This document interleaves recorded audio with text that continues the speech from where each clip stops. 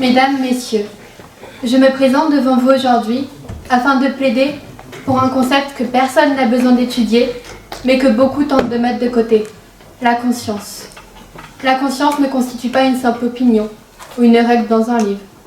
La conscience est cette voix intérieure qui apparaît quand nous hésitons, quand nous accomplissons un acte légal ou encouragé, même si cet acte n'est pas moral.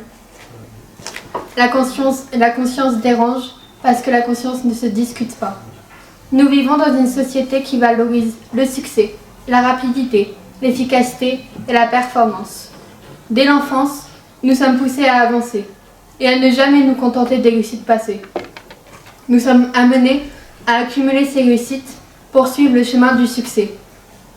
Dans ce monde, la conscience est perçue comme un obstacle.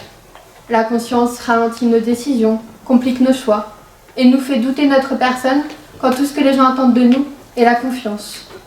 Alors que faisons-nous? Nous choisissons de l'ignorer.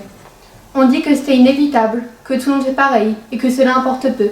Mais la réalité est que ces mots cherchent seulement à nous convaincre nous-mêmes.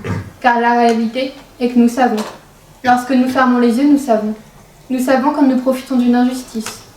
Et par-dessus tout, nous savons quand nous restons silencieux, alors que parler serait plus juste. L'histoire nous l'a montré à plusieurs reprises.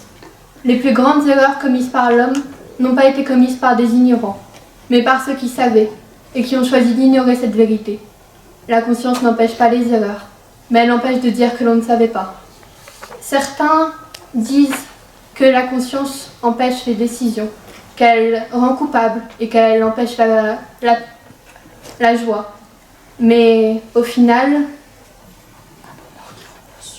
un bonheur qui repose sur l'abandon de notre moralité ne dure pas, il est temporaire. Il le restera jusqu'à la fin de notre vie. Merci.